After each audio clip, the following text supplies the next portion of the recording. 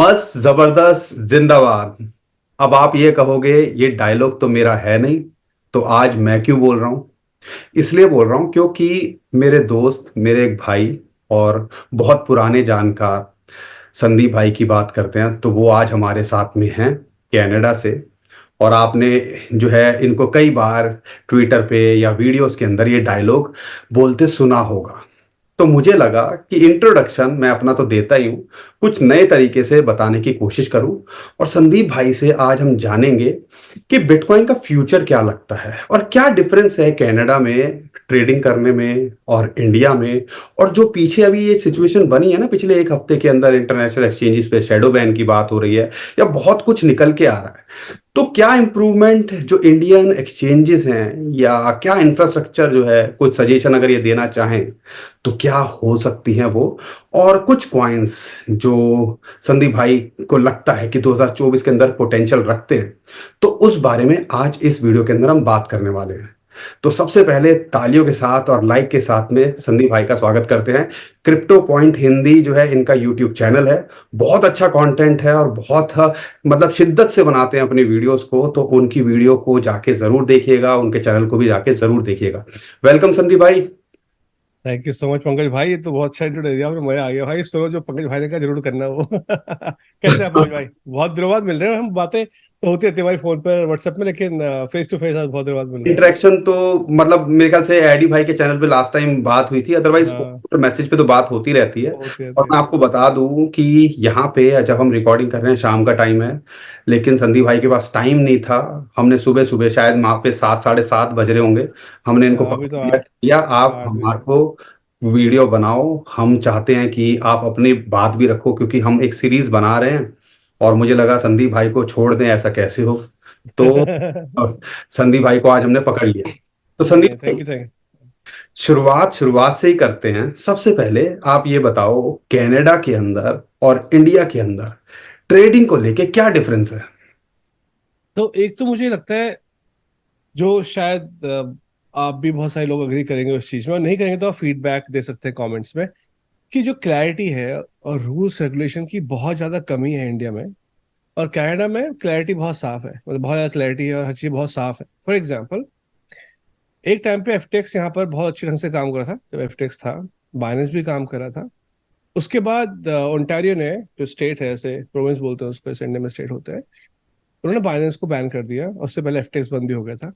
तो derivative trading को लेके बहुत ही स्टैंडर्ड नॉर्म्स हैं यहाँ पर, कि अगर आप हमारे साथ रजिस्टर नहीं करोगे तो आप डेरिवेटिव ट्रेडिंग के प्रोडक्ट्स को ऑफर नहीं कर सकते। ठीक है, ये ओंटारियो का स्टैंड है। कनाडा में कुछ स्टेट्स हैं जहां पर अलाउड है डेरिवेटिव ट्रेडिंग, पर ओंटारियो में नहीं है। बहुत ही क्लियर स्टैंड है। अब जब बात आती है स्पॉट ट्रेडिंग की, तो स्पॉट ट्रेडिंग के यहाँ के लोकल एक्सचेंजेस, जैसे इंडियन एक्सचेंजेस हैं वैसे कनाडा एक्सचेंजेस हैं, तो वो आपका सिन नंबर लेते हैं। आपका सिन नंबर जैसे अपना इंडिया में आधार का पैन कार्ड जैसे है, वैसे है। अब तो आधार कार्ड है जो हर चीज है, लेकिन पैन कार्ड से आपका इनकम टैक्स का पूरा पता चल जाता है कि आपने कितनी इनकम ली, क्या किया, सब वहाँ पे काइंड ऑफ रिपोर्ट होता है। तो अब होता क्या है कि आपको अपना सिन नंबर देना पड़ता है अगर आपको किसी भी कैनेडियन रजिस्टर्ड एक्सचेंज में अपना ट्रेड खोलना है, स्पॉट में बाइंग और सेलिंग करनी है।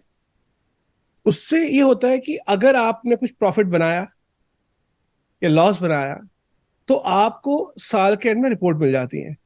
और आप झूठ भी नहीं बोल सकते, क्योंकि जो भी आप काम कर रहे हो आपके सिन नंबर के अगेंस्ट जाती है हर चीजें। तो गवर्नमेंट को भी पूरी क्लैरिटी होती है कि आप क्या कर रहे हैं। आपके पास भी पूरी क्लैरिटी होती है, मैंने साल में कितना कमाया, कितना लॉस किया। फिर उसके हिसाब से आप कैपिटल गेन टैक्स देते हैं, अगर, क्योंकि स्पॉट की बात हो रही है यहाँ पर। डेरिवेटिव ट्रेडिंग तो अभी कनाडा में एक तरीके से ओंटारियो में स्पेशली बंद है, लेकिन वीपीएन लगा के जुगाड़ होता है। लेकिन उसके बावजूद भी जो लोग जुगाड़ से भी करते होंगे या करते हैं, वो भी टैक्सेस के मामले पूरे ट्रांसपेरेंट रहते हैं। You can not hide from taxes. तो सबसे बड़ा डिफरेंस मेरे हिसाब से रेगुलेशन का है। अब इंडिया में लोग करना चाहते हैं, ऐसा नहीं कि इंडिया में लोग टैक्स से बचना चाहते हैं, वो देना चाहते हैं टैक्स, कि भैया मैं कमा रहा हूँ, लो टैक्स लो। लेकिन पहली बात तो 30% टैक्स से गैमलिंग थोड़ना है, ऊपर टीडीएस ऐसा है, ये बहुत हार्श है। ऊपर से नो सेट, जो लॉस में सेट ऑफ नहीं कर सकते आप, no set off for losses, वो सबसे बड़ी घाटे की बात है इंडिया में, जो कनाडा में है। अगर लॉस है तो आपको कुछ नहीं करना, कैपिटल गेन्स में ही आपको टैक्स देना पड़ता है। तो मतलब रेगुलेशन की कमी लॉस मेरे सेट हिसाब ऑफ से। हो जाता है अकॉर्डिंग टू यू वहां पे। हाँ, मतलब आपको फिर टैक्स का उसको मतलब और टैक्स टैक्स दिखाना कितना पड़ता है। देते हो, यूजुअली कितना है? वो तो फिर आपके ब्रैकेट्स के हिसाब से बात होती है ब्रैकेट के कि आप हिसाब से ना, जैसे टैक्स लैब ब्रैकेट के होता साथ है। बात होती है। प्लस एक और बात है कि आप कैसे दिखा रहे हो, कि आप एक फर्म हो जो ट्रेडिंग करती है, या बिजनेस। इंडिविजुअल टैक्स करना दिखा रहे हो आप। इंडिविजुअल टैक्स में दिखाते हो तो अगर आपकी 100 के से या 120 के से ऊपर की सैलरी या टैक्स, या फिर ट्रेडिंग इनकम है या उससे ज्यादा है, तो फिर अलग ब्रैकेट है, उसके नीचे अलग ब्रैकेट है। तो डिपेंड करता है। लेकिन अच्छी बात यह है ना यहाँ पर पंकज भाई, कि ये सारी की सारी बातें क्रिस्टल क्लियर लिखी हुई हैं कैनेडियन वेबसाइट्स में, जो गवर्नमेंट की वेबसाइट्स है। तो जैसे आपने मुझसे पूछा, या कोई नया बंदा भी आएगा वो जाके चेक कर सकता है, या जो वहाँ पे टैक्स वाले कंसल्टेंट है वो बता देंगे आराम से। ये आप कुछ पूछे, सॉरी। तो ये तो एक बहुत इंपॉर्टेंट चीज जो है संदीप भाई ने बताई कि इससे ज्यादा क्या क्लैरिटी हो सकती है। और वहां पे स्लैब के हिसाब से चलता है, और इंडिया में भी लोग चाहते हैं कि स्लैब के हिसाब से हो, और हाँ, जो हमारी इनकम हो उस हिसाब से करेंगे तो बहुत बेटर चीजें जो है क्रिप्टो करेंसी के लिए हो सकती हैं, इनफैक्ट इंडियन यूजर्स के लिए हो सकती हैं। तो ये ये छोटे छोटे डिफरेंस हैं जिस पे हमारी गवर्नमेंट को भी फोकस करना चाहिए। और एक्सचेंजेस की बात करते हैं तो वहां के एक्सचेंजेस या इंटरनेशनल एक्सचेंजेस के में और यहाँ पे क्या फर्क है, व्हाट डू यू थिंक? यहाँ पर यार, जैसे मैं एग्जांपल देता हूँ। जैसे एक यहाँ पर है bit by, not by bit, पर बिट बाय न्यूटन एग्जांपल। मैं पर्सनली भी यूज करता हूँ उनको। तो वहां पर ऐसे आपने पैसे डिपॉजिट करना हो, बहुत आसान है पैसे डिपॉजिट करना करेंट डॉलर्स में। क्रिप्टो को बेचना हो और वापस बैंक में विड्रॉ करना, तो यहाँ पे ई ट्रांसफर होता है, इंडिया में होता है ई ट्रांसफर। तो आप क्या करते हो, आपकी ईमेल वहां पे लिंक होती है, तो आप ईमेल पैसा मंगा लेते हो, उस ईमेल को आप क्लिक करते हो, आपकी नेट बैंकिंग या फोन बैंकिंग खुल जाती है। तो बहुत ही आसानी से पैसे का डिपॉजिट विड्रॉल है। इनफैक्ट आप क्रिप्टो भी विड्रॉ कर सकते हो जस्ट लाइक प्ले एकदम। पेपाल। पेपाल से भी नहीं, पेपाल तो महंगा हो गया। पेपाल में तो कुछ परसेंटेज का आपको फीस लग जाएगी। मतलब यार फंक्शनिंग फीस, की बात कर रहा था मैं। हाँ फंक्शनिंग, हाँ फंक्शनिंग पेपाल की तरह जो मैकेनिज्म है, हाँ। एग्जैक्टली वैसा। तो आप जैसे मान लो एक किसी एक्सचेंज का एग्जांपल लेते हैं, मैं नाम नहीं लूंगा तो खाली का प्रमोशन आएगा, लोग कहीं प्रमोट कर रहे हैं। तो मान लो है कोई कैनेडियन एक्सचेंज, आपके पास क्रिप्टो है वहां पर, ये यूएसडीटी है, यूएसडीटी तो नहीं होता, यूएसडीसी है। यूएसडीसी आपने बेचा कनेडियन में, और कनेडियन आपने कहा इतने कनेडियन मुझे निकालने हैं, फिर वहां पर लिमिट है कि आप डेली का इतना निकाल सकते हो, हफ्ते भर का 10,000 डॉलर निकाल सकते हो।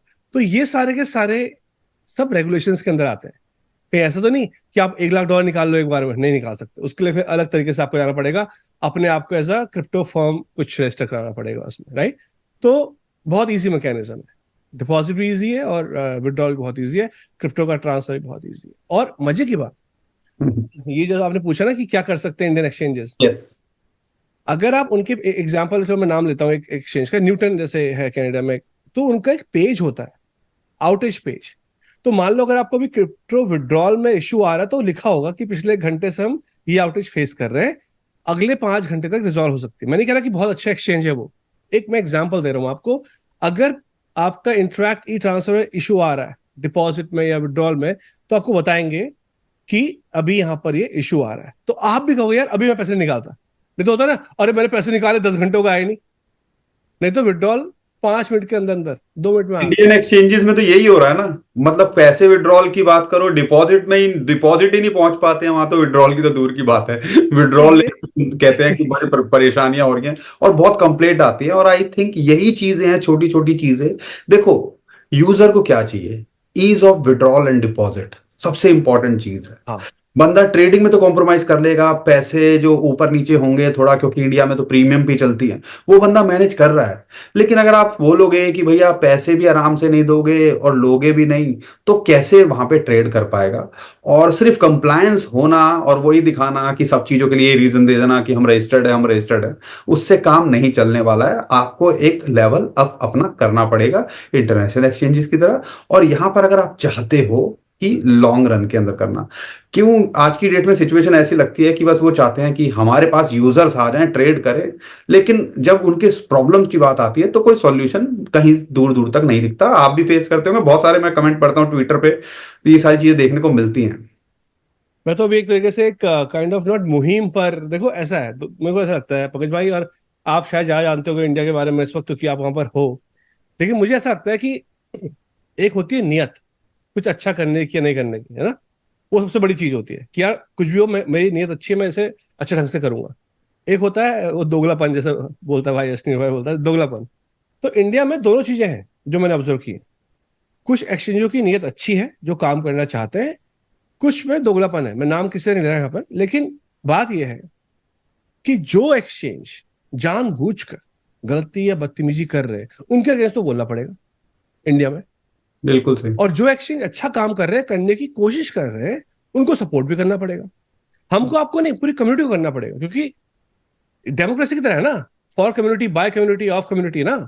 लेकिन जो सोचे मेरे बाप का पैसा है मैं दूंगा नहीं, 2 साल हो गए, 3 साल हो गए विड्रॉल को, तो भाई उनके खिलाफ बोलना पड़ेगा। पहले बिल्कुल। प्यार से बोल दिया, चैनल में बुला के बोल दिया, ट्विटर में बोल दिया, फिर वीडियो पूरे डेटा के साथ निकाल के वीडियो, अभी तो मैं वही इकट्ठा कर रहा हूँ आजकल। तो वो बहुत इंपॉर्टेंट है समझना कि हमें। और एक और बात, अगर इंडियन यूजर्स को बहुत ढंग से ट्रेड करना है, चैन की सांस लेके सोना है, तो इंडियन एक्सचेंजेस को ही आगे बढ़ाना पड़ेगा at the end of the day. क्योंकि आप, मुझे पता नहीं आप कैसे डिपॉजिट करोगे बाइनेंस में या बाहर के एक्सचेंज में आईएनआर को, किसी थर्ड पार्टी के थ्रू। अभी उस थर्ड पार्टी का पैसा अलग है। अगर आपका वॉल्यूम ज्यादा है तो वो परसेंटेज ही तय हो जाएगा कि नहीं पहले कर। तो आपको अपनी आईडी उस थर्ड पार्टी को देनी पड़ेगी जिसको आप जानते भी नहीं हो। सही बात। बहुत वो चैलेंजेस। फिर आपका डेटा हैंडलिंग कैसे हो रहा है, डेटा की प्राइवेसी सिक्योरिटी, वो आपको पता नहीं। आप बस सोच रहे हो, आप यकीन कर रहे हो कि बाइनेंस अच्छा है, सेफू फंड है, ठीक है। मैं नहीं कह रहा बाइनेंस खराब, बहुत अच्छा एक्सचेंज है, लेकिन आपकी थर्ड पार्टी पे यकीन करो जिन्हों पे बाइनेंस ने यकीन किया है। लेकिन डेटा तो एक्यूफैक्स और ट्रांसपेरेंट का भी आता है, जो यहाँ पर क्रेडिट रेटिंग मेंटेन करते हैं। इंडिया में सिविल स्कोर है, जो सिविल स्कोर हैंडल करते हैं उनका भी डेटा ब्रीच आता है। सोचो सब कुछ चला गया, अगर किसी को इन्फॉर्मेशन है तो आपके नाम पे लोन सब ले लेगा वो। तो हम थर्ड पार्टी पे यकीन कर रहे हैं यहाँ पर। और फिर गवर्नमेंट बोलेगी तुम हमारे पास क्यों आए भाई, हम तो बोला भी नहीं था वो रेगुलेटेड हमारे थ्रू, ये हमारे अंडर रजिस्टर्ड है। तो at the end of the day अगर आप देखो सही सही मायनों में, तो किसी इंडियन एक्सचेंज को या बहुत सारे इंडियन एक्सचेंज, क्योंकि एक नहीं होना चाहिए, एक होगा तो मोनोपोली हो जाएगी, को ही आगे बढ़ना चाहिए अलॉन्ग विद इंटरनेशनल एक्सचेंज, ताकि हमें कंपटीशन मिलता रहे। वो कुछ इनोवेशन करे तो हम लेके आए इंडिया में, हम कुछ इनोवेशन करे तो वो उसको कंपटीशन दे।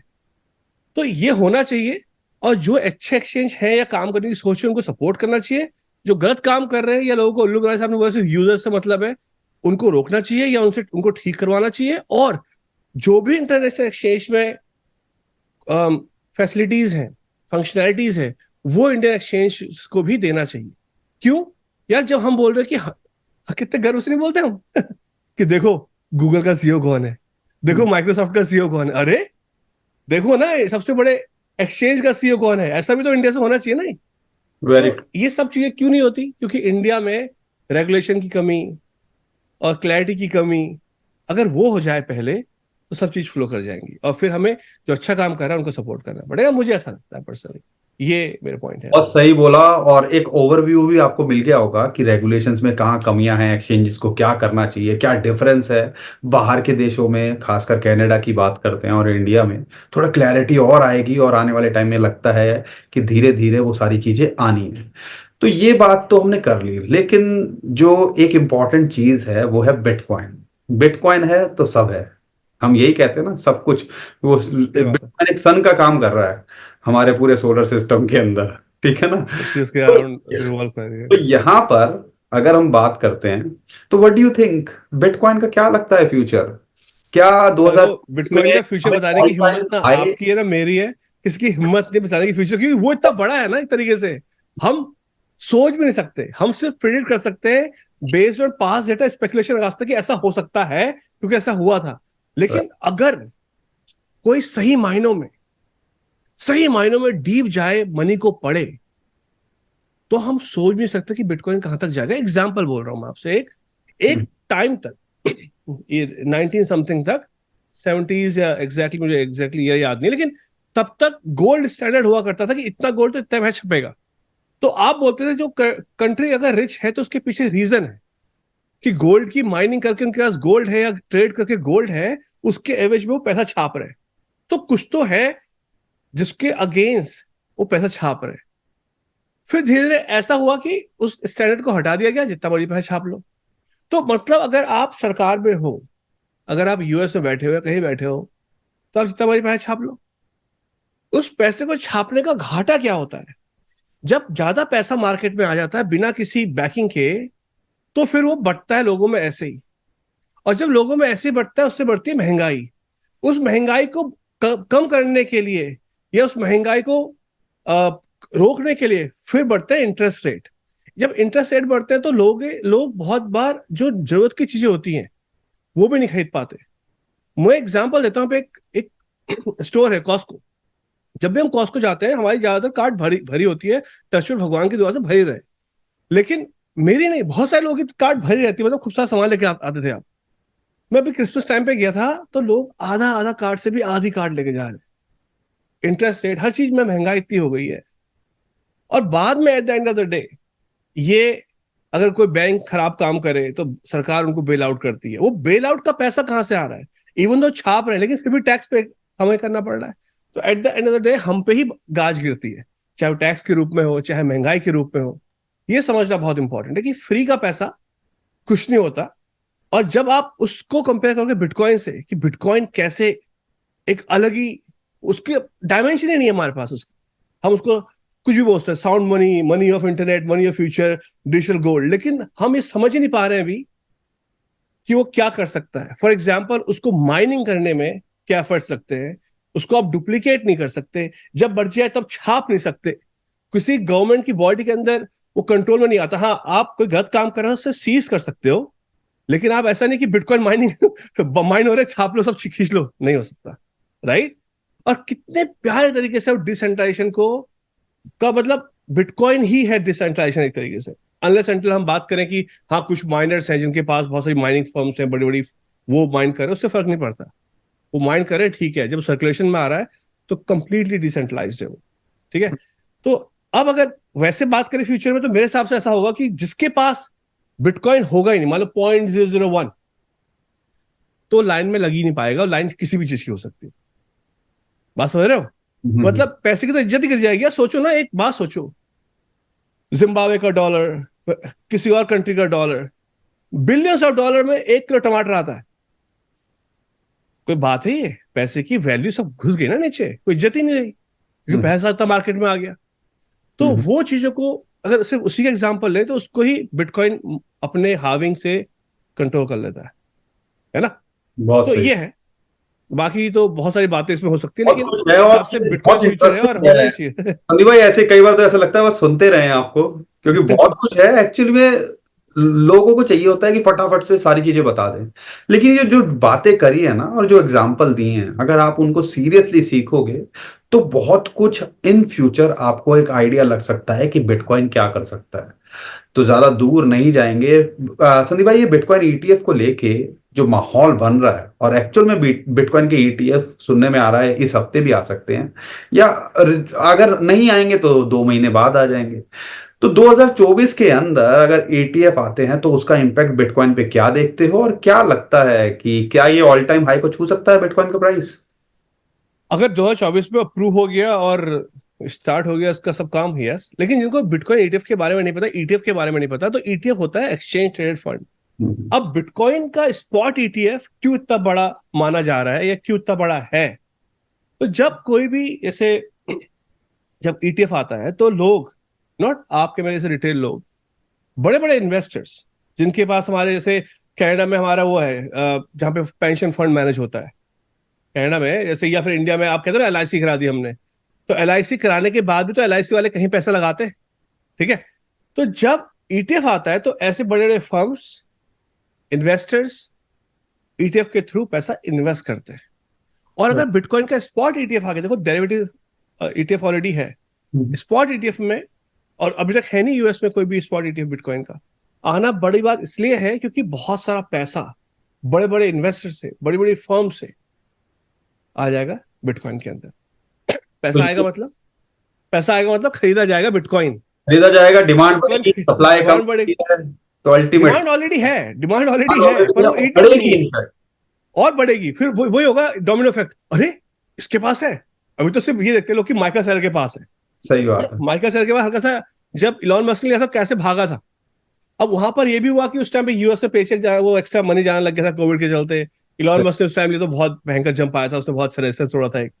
लेकिन बात यह है कि जब ज्यादा पैसा आएगा मार्केट में तो कोई भी चीज क्या होगी, जैसे अभी पकड़ भाई ने बोला, डिमांड, डिमांड बढ़ गई, सप्लाई तो हाविंग के बाद और कम हो रही है, वैसी कम है, तो फिर क्या होगा?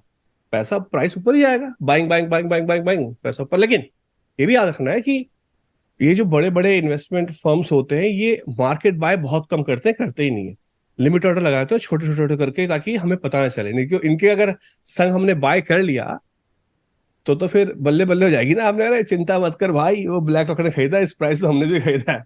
लेकिन टूल्स है, जैसे इनटू द ब्लॉक एक टूल है, उसको आप जाके देख सकते हो कि मार्केट में अच्छी बाइंग कहाँ पर हुई है। तो वो एक तरीके से आपका सपोर्ट लेवल हो जाता है। वो करीब टेंजेंट बोल दिया, लेकिन बात इतनी सी है कि हाँ, अगर ईटीएफ अप्रूव होता है 2024 में तो 2024 में ऑल टाइम हो जाएगा। नहीं तो बिटकॉइन हाविंग के 1 से 1.5 साल के अंदर, तो 2025 का एंड, नवंबर दिसंबर या 26 का स्टार्ट, जनवरी फरवरी के आसपास, ये टाइम फ्रेम है 4-5 महीने का, इसके आसपास बिटकॉइन ऑल टाइम हाई पर रीच करेगा बेस्ड ऑन पास्ट डेटा। ठीक है, तो ये पकड़ भाई, ये मुझे कहने का लगता है ऐसा मतलब होगा। अगर ईटीएफ आते हैं, इन शॉर्ट अगर बात करूं तो ईटीएफ ईटीएफ आता पता नहीं चलेगा तो भाई, रॉकेट बन जाएगा 2024 रॉकेट। ही आपको हिट होता है, या ऑल टाइम हाई, या अपना एक बड़ा लेवल बनाता दिख सकता है, और देखो नेक्स्ट ऐसा होता है जो आपको भी 2025 रैली के अंदर देखने को मिल सकता है। हाँ, और मुझे ऐसा लगता है, जैसे मैंने कैलकुलेशन की थी, मैंने लाइव में कैलकुलेशन दिखाई थी करके, based on Fibonacci levels, based on पहले से पहले वाली बुल साइकिल में कितना तोड़ने के बाद कितना लेवल ऊपर गया, कितने हम्म, दिन में गया, उसकी कैलकुलेशन की मैं लाइव वीडियो में अपने। उसके हिसाब से मेरे को लगता है कि 1.30, 1.35, $1,30,000, $1,35,000 के आसपास का एरिया छुएगा। अब मजे की बात यह है, ये तो मैं बोल रहा हूँ छुएगा कैलकुलेशन के हिसाब से, लेकिन मजे की बात है कि वहां पर बेचने वाले बहुत कम हो सकते हैं। अगर हमने स्टार्टिंग में रैली मिस कर दी अभी, तो वहां पर बेचने वाले बहुत कम होंगे, तो उसके ऊपर भी आ सकता है। तो मार्केट का प्राइस नीचे कब गिरता है? डब से ऐसे, जब बेचने वाले बैठे ऊपर। बीच में वाले बैठ, बेचने वाले ऊपर कब बैठे होंगे? जिन्होंने अभी खरीदा होगा। वो वेरी चाहे ट्रू। वो 15,000 हो, 10,000 हो, 16,000 हो, 20,000 हो, 25,000 हो। अब मजे का 10,000 नहीं आया कोई बात नहीं, 10,000 आए ना आए बात किया था। लेकिन पॉइंट्स होते हैं, जैसे अभी मैंने अगर अपने मेमोरी के हिसाब से बताऊं तो एक पॉइंट है 32,000 के आसपास, एक है 28,000 के आसपास, एक है 25, 16, 10।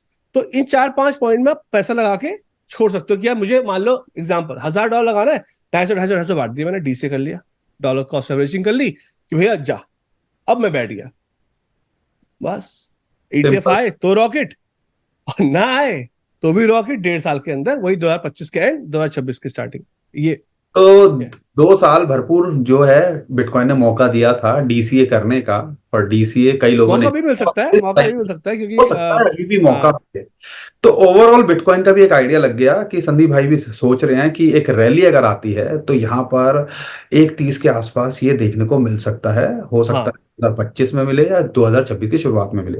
संदीप भाई, बिटकॉइन के अलावा जैसे 2024 के अंदर व्हाट डू यू थिंक, कौन से कॉइन्स हैं जो अच्छा परफॉर्म करते दिख सकते हैं? तो आपकी आप आपको क्या लगता है? और वीडियो ज्यादा लंबी ना हो जाए इसके लिए थोड़ा सा फटाफट से बताने की कोशिश करना, क्योंकि मुझे पता है हम हाँ बहुत बात कर सकते हैं इसके ऊपर क्या, नहीं, जिस हिसाब से लेकिन टाइम का नहीं, थोड़ा सा। मेरी 15 मिनट मीटिंग है।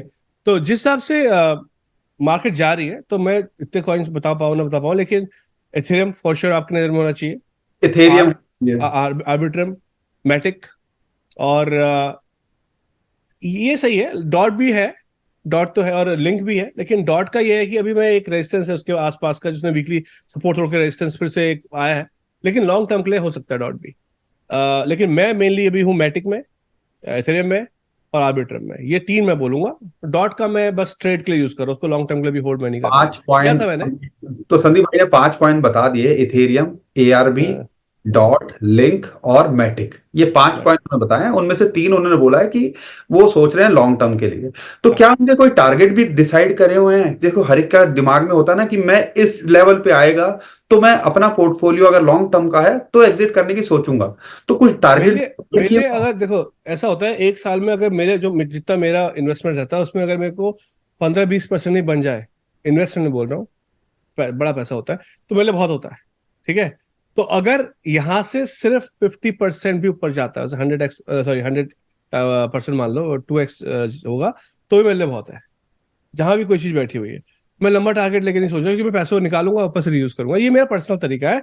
ये जो आपने बोला प्रॉफिट टेकिंग, ये सबका बहुत ही इंडिविजुअल मैटर हो सकता है, क्योंकि कोई 10% में खुश हो सकता है, किसी के अगर कैपिटल कम है तो उसे 5x चाहिए।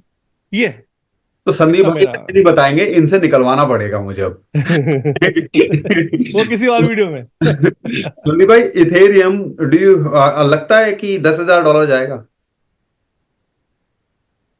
यार देखो कैलकुलेशन के हिसाब से तो, क्योंकि उसकी मार्केट सप्लाई जो है एक तरीके से अनलिमिटेड है, उसमें ऐसा नहीं कि इथेरियम मरेंगे तो नहीं, लेकिन हाइप चलती है मार्केट में। मार्केट में हाइप चली तो सार भी आ सकता है। अगर बिटकॉइन छूता है 1,30,000 के आसपास, तो बिटकॉइन को भी हम आराम से 6-7 हज़ार डॉलर क्रॉस करते देख इथेरियम सकते हैं। हाँ, वही कह रहा हूँ, बिटकॉइन अगर 1,30,000 से आता तो इथेरियम भी आराम से 5 से 7 हज़ार तो क्रॉस कर सकता है। ARB इस टाइम पे $2 के आसपास चल रहा है। दो के आसपास, हाँ, के मैंने आसपास एक चल रहा है। 14 से और लॉन्ग यहाँ किया पे था। मैं बताऊं कि ये तो बहुत अभी नया कॉइन है, इसने अभी पहले की रैली देखी नहीं है। तो ARB आपको लगता है कि ये $10 जा सकता है? और भी जा सकता है 10 डॉलर, जिस हिसाब से इसमें डेवलपमेंट हो रहा है 10 डॉलर जा सकता है। मैटिक जा सकता है आराम से मैटिक चार का चार डॉलर बहुत लोग बोलते हैं $5, क्या मैटिक पांच चार डॉलर चार पाँच 4-5 डॉलर जा एक सकता रैली है। के $4-5 जा सकता है। पता है होता है होगा क्या इस वजह से, एक्सी इन्फिनिटी है, ठीक है, हम्म। जो कहाँ तक गया था आपको खुद पता है, जिनको नहीं वो पता तो चार्ट उठा के देख लेना।